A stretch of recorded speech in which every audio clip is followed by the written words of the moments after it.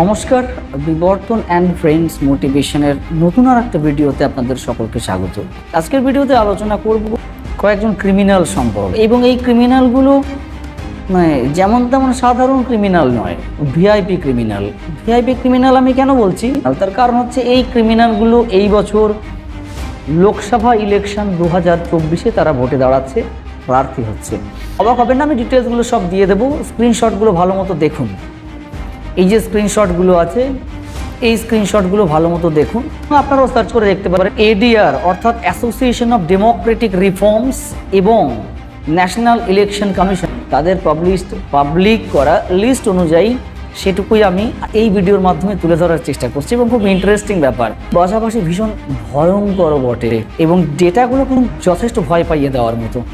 Association of Democratic reforms এবং national election commission of India দেওয়া তথ্য অনুযায়ী 2024 লোকসভা ইলেকশনের প্রথম পর্বে ফার্স্ট ফেজে 21টা রাজ্যে যে লোকসভা কেন্দ্রগুলোর প্রার্থী ঘোষণা হয়েছে, 1618 জন টোটাল ক্যান্ডিডেটের মধ্যে যারা ফার্স্ট ফেজ লোকসভা ইলেকশনের 2024-এ যারা প্রতিদ্বন্দ্বিতা করবে, তাদের মধ্যে 161 জনের এগেইনস্টে সিরিয়াস ক্রিমিনাল কেস চলছে।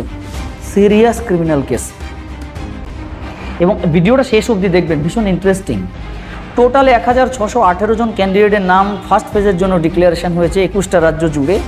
তার মধ্যে 161 জন এর এগেইনস্টে সিরিয়াস ক্রিমিনাল কেসের রেকর্ড রয়েছে, এবং 252 জনের এগেইনস্টে ক্রিমিনাল কেস তাদের এগেইনস্টে রয়েছে। 7 জন ক্যান্ডিডেটের এগেইনস্টে মার্ডার কেস, আইপিসি 302 ধারা অনুযায়ী মার্ডার কেস চলছে বা মার্ডার কেসের রেকর্ড রয়েছে।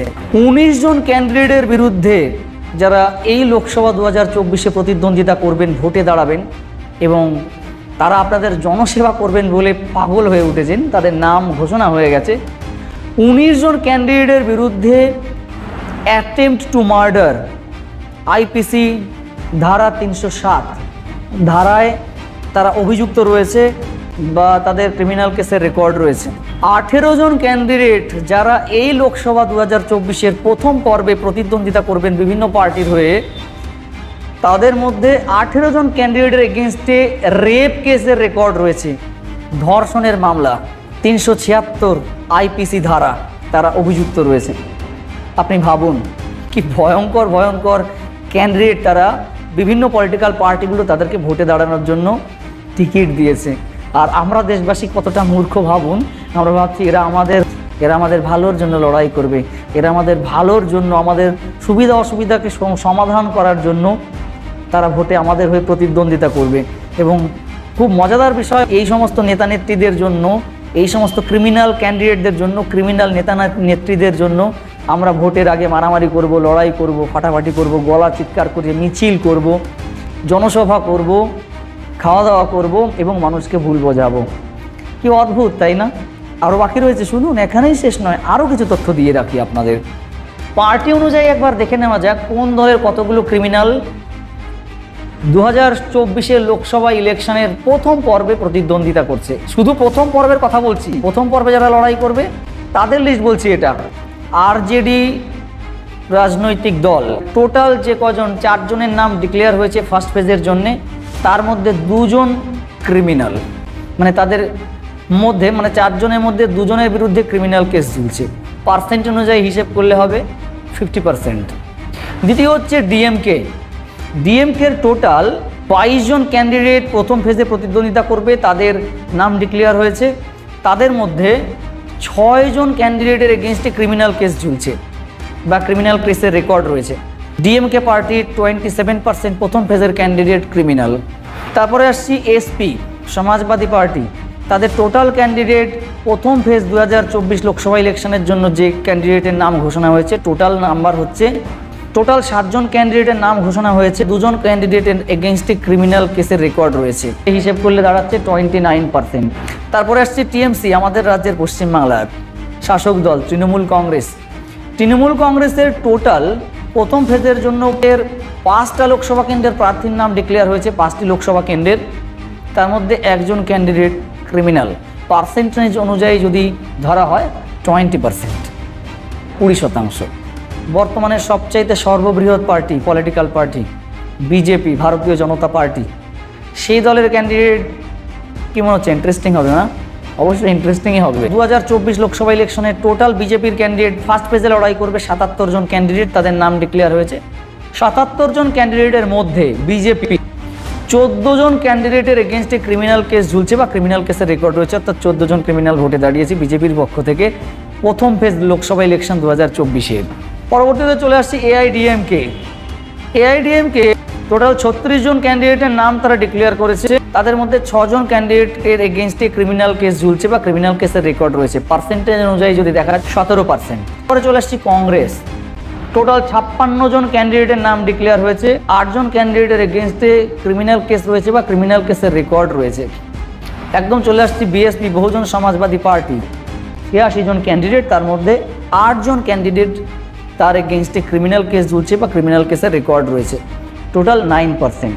এই যে তথ্যগুলো আমি দিলাম, এই তথ্যগুলো আমার বানানো দেওয়া তথ্য নয়। কোথা থেকে আমি এই তথ্যগুলো পেয়েছি আমি তার স্ক্রিনশট ভিডিওর পাশে দিয়ে দিচ্ছি, আপনারা পজ করে দেখে নিতে পারেন বা আপনারা এই ওয়েবসাইটে গিয়ে ভিজিট করে দেখতে পারেন।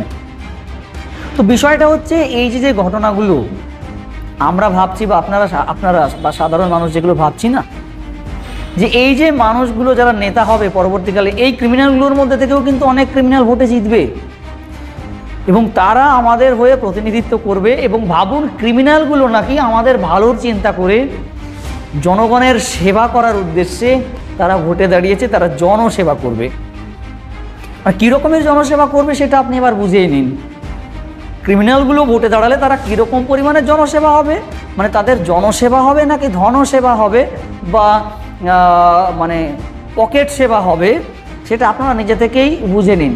আর হ্যাঁ, পার্টির হয়ে গলা ফাটানোর আগে দেখে নিন আপনার পাড়ায় যে ক্যান্ডিডেটটা যে পার্টি থেকে দাঁড়িয়েছে তার কোনো ক্রিমিনাল রেকর্ড আছে কিনা, আদৌ সে ব্যক্তিগতভাবে চরিত্রগতভাবে কতটুকু সঠিক এবং উপযুক্ত একজন নেতা হওয়ার।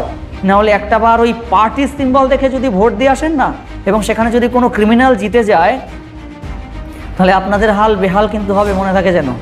আর হ্যাঁ, বিশেষ করে আমি একটা উদাহরণ টানতে চাইব, সন্দেশখালীর কথা মনে থাকে যেন। সেটা যে পার্টিরই হোক, তৃণমূল হোক, সিপিএম হোক, বিজেপি হোক, কংগ্রেস হোক, যে পার্টি থেকেই দাঁড়াক, ক্যান্ডিডেটের যোগ্যতা, ক্যান্ডিডেটের পুরনো রেকর্ড, অতীত ঘেটে ভালো করে চিনে তারপরে তাকে ভোট দিন, পার্টি সিম্বল দেখে নয়।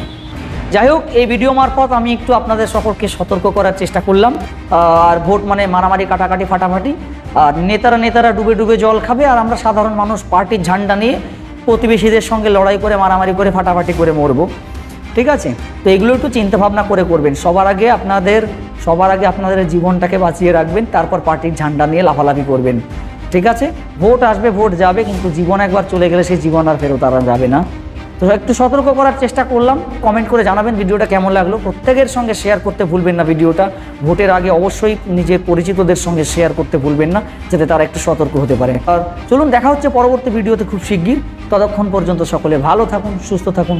জয় হিন্দ, বন্দে মাতরম। ধন্যবাদ।